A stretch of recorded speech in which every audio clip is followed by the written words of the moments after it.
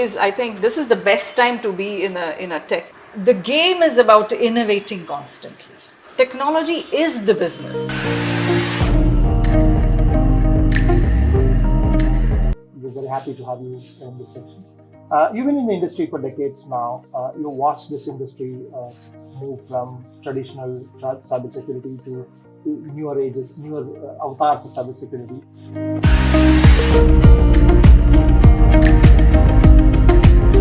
That if you want something said, ask a man. But if you want something done, ask a woman.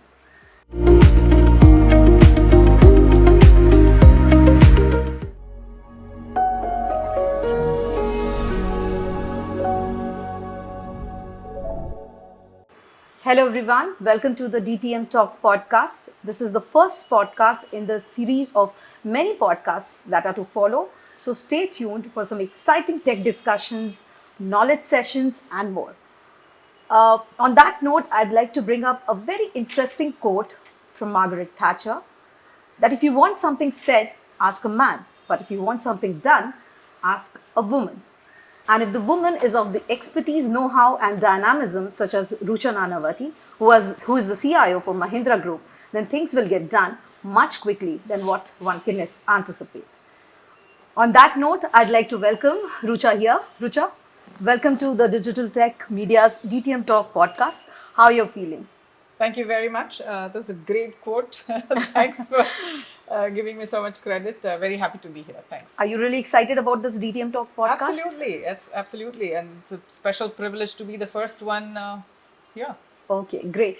Rucha, first up, you are a keynote speaker, you have been a panelist, you're a leader, you've done all sorts of hats. You've spent more than 2 decades in this industry.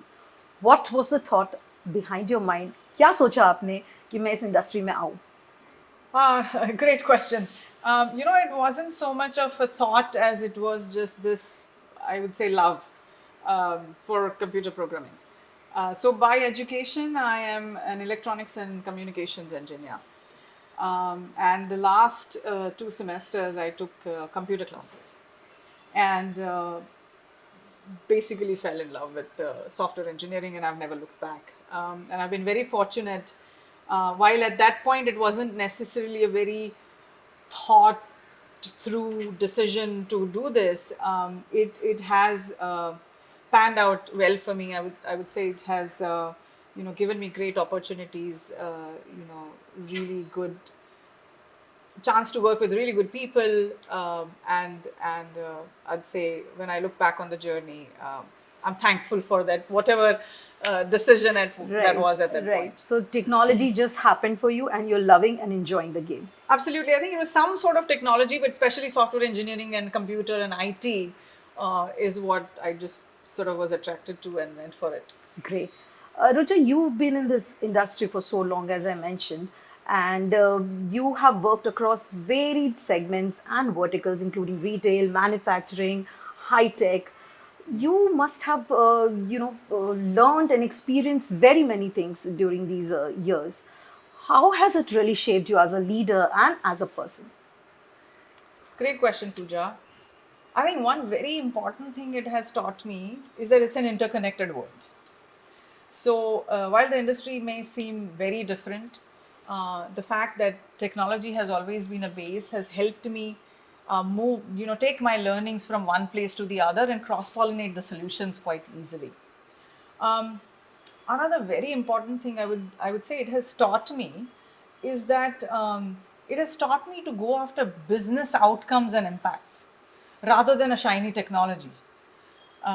So I have always had this very strong belief that no matter how new and fancy and shiny the technology is, unless it translates into an outcome for my business, it has no meaning. So I think solution orientedness is what it has taught me.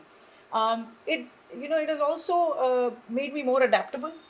I'd say that as a leader as well as a person, because different industries have sensitivity in different areas, have unique cultures, different dynamics, and you adapt at all of it and you grow as a leader. I think it gives me a different sort of agility and flexibility And another thing that I have had through these years is, it sort of keeps me on my toes. I'm learning all the time. I think I'm a lifelong learner.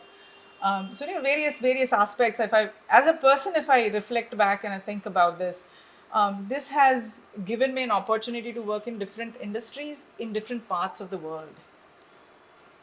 So unique dynamics of the organization, different people, um, different cultures, and I think that has been a matter of personal growth for me.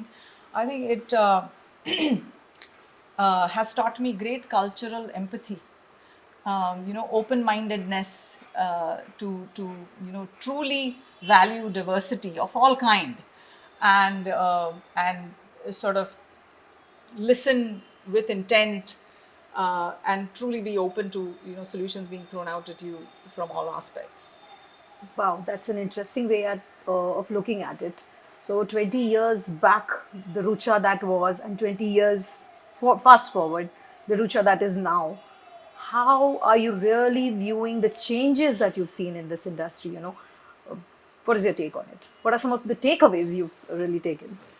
I think one of the things I feel is that technology is moving at a much faster pace now.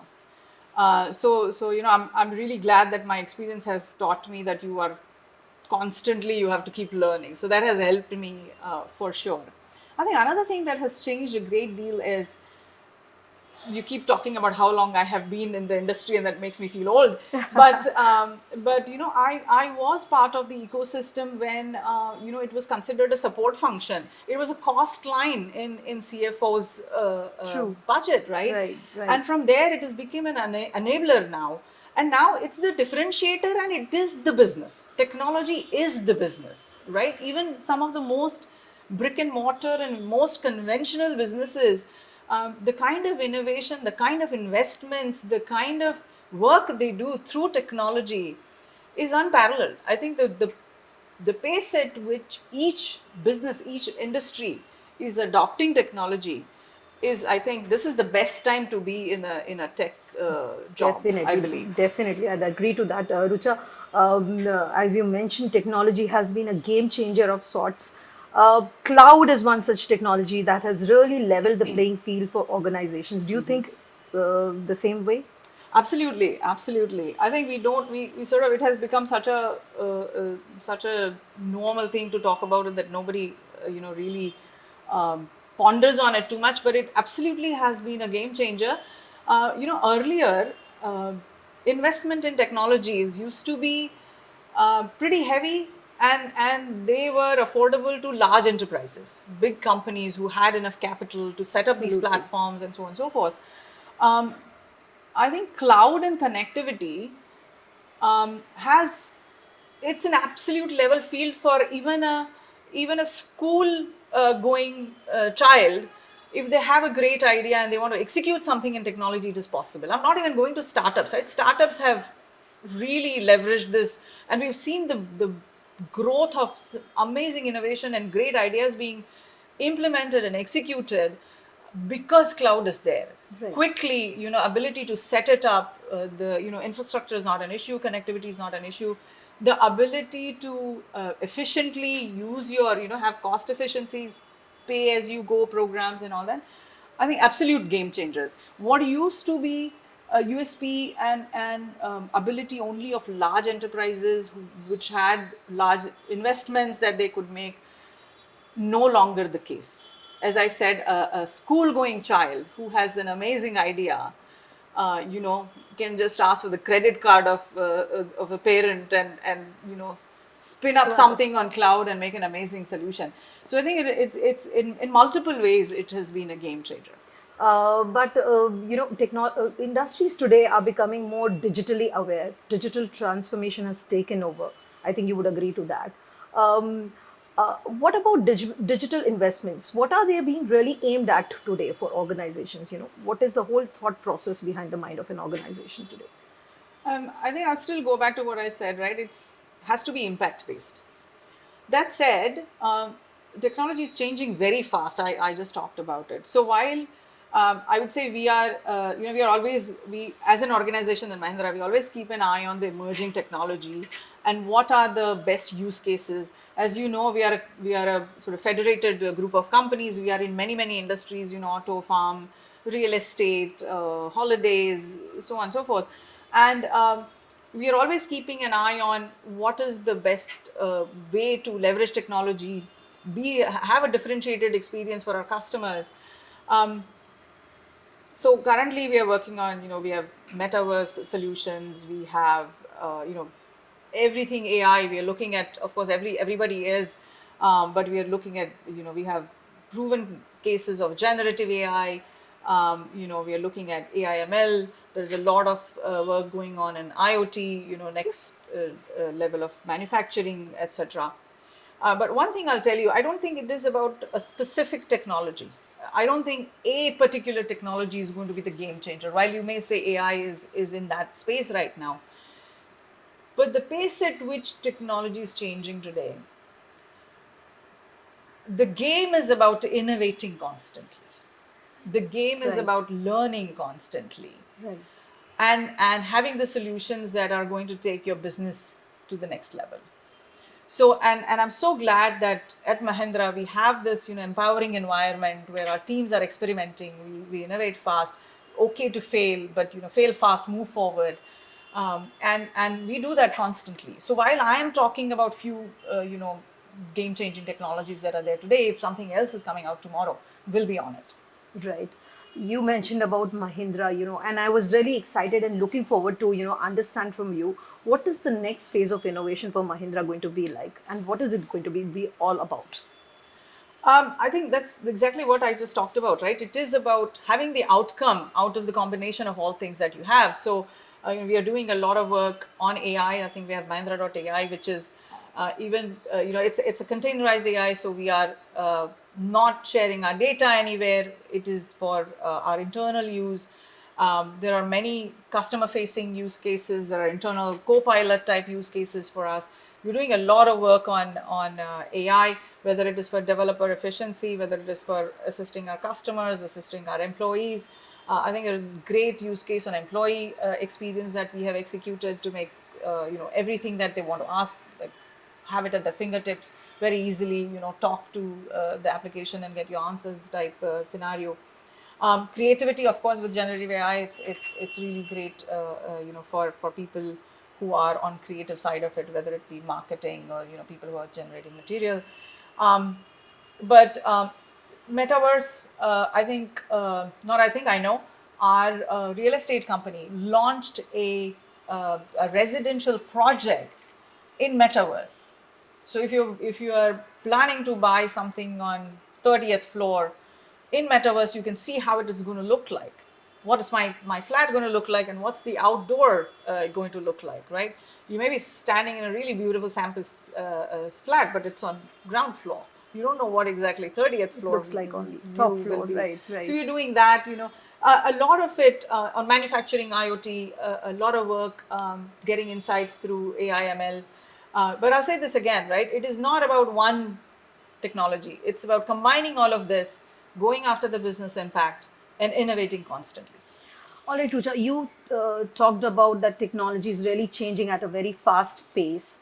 But if you were to list two or three technologies, or maybe more than that, that are really going to change the tech landscape going forward, so if you could share that with us.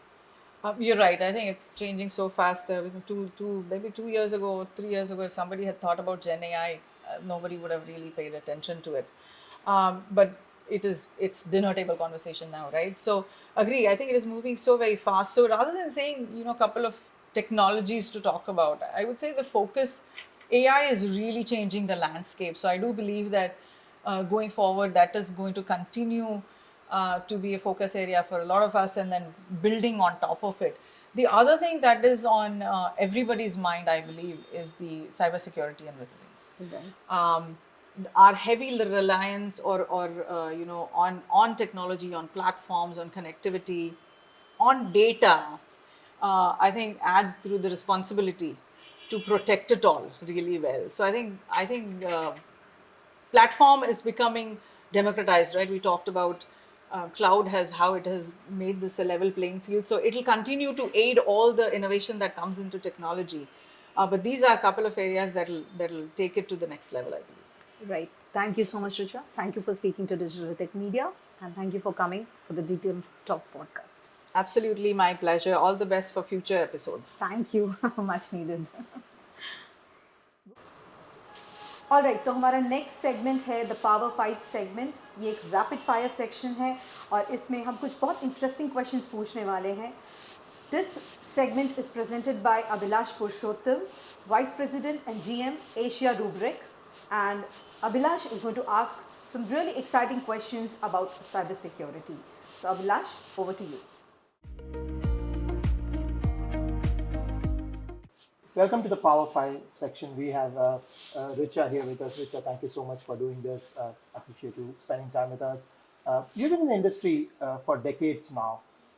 In your opinion, is there enough awareness in the market today about cyber resilience versus traditional preventive cyber security when it comes to investments, when it comes to setting up businesses moving forward?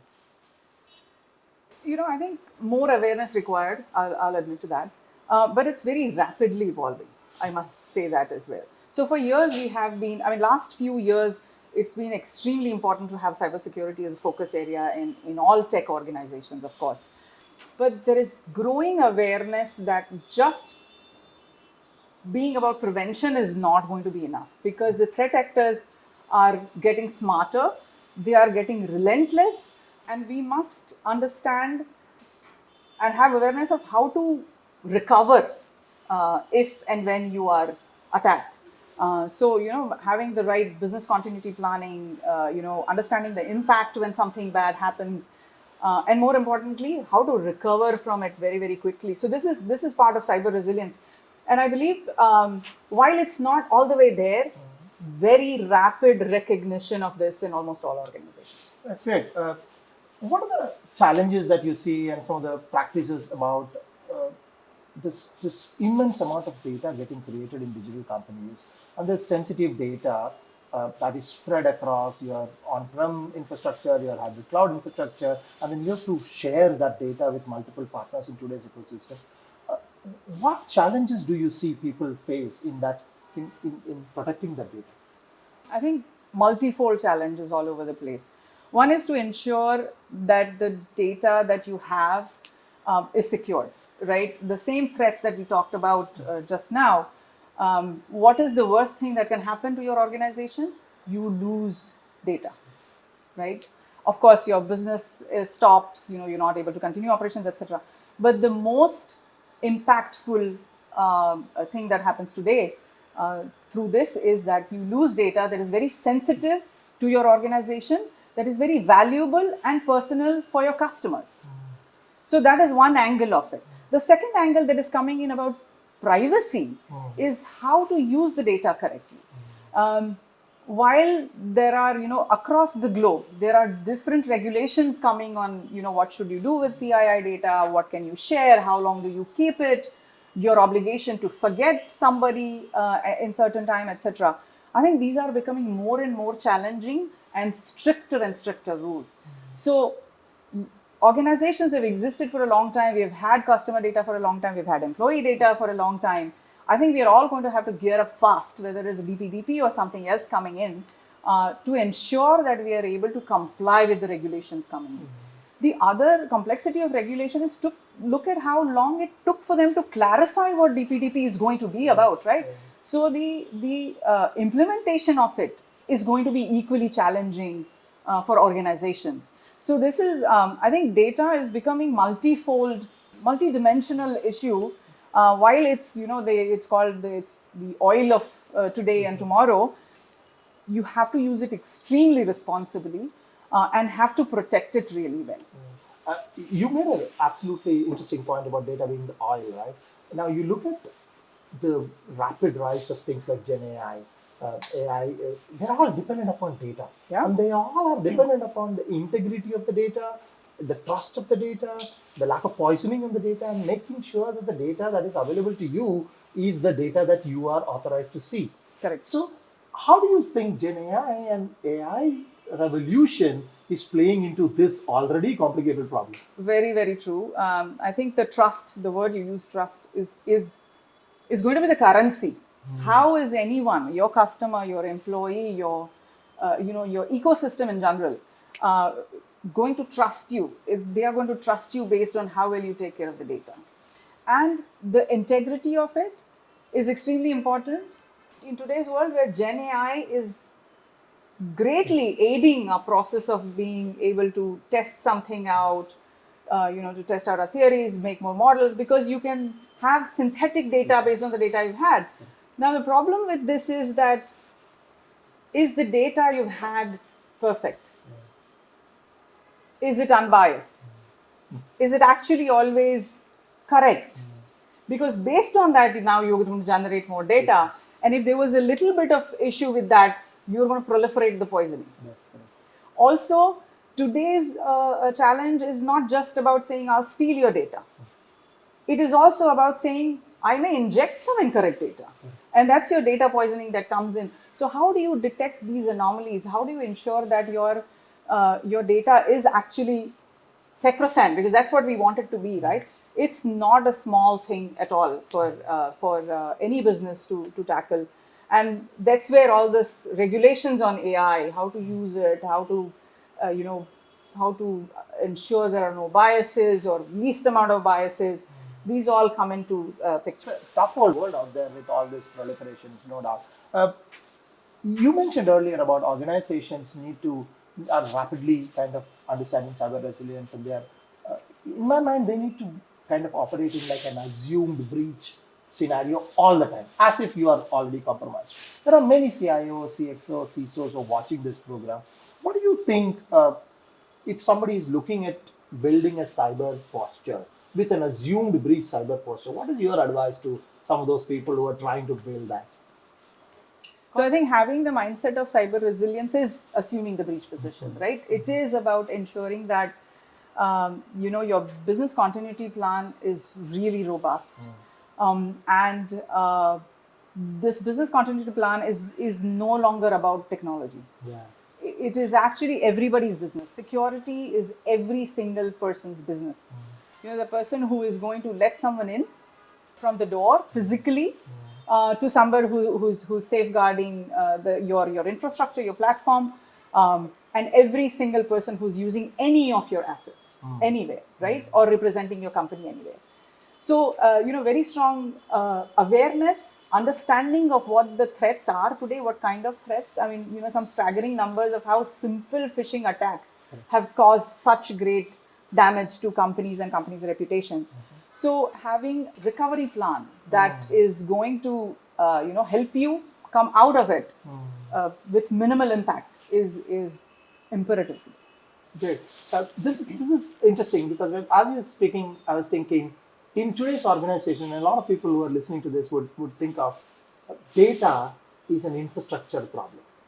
Security is a CISO problem. And you've seen this across the market, right? You've got the CIO organization and the CISO organization working sometimes together, sometimes in silos. What is your thought process about bringing those organizations together to really fight against this menace of data being Yeah, being taken away? very true, very true. So I think I'll go to something I just said before as well, right? That security is no single person's or a single organization's problem. I don't think platform and network can exist without security. It's a very harmonious relationship. It has to be a very harmonious relationship to actually be able to have the resiliency that you need today. This is great talking to you. I mean, some wonderful insights there. Thank you so much for spending the time. Anytime. Happy to be here. Thanks for having me. I'm sure people will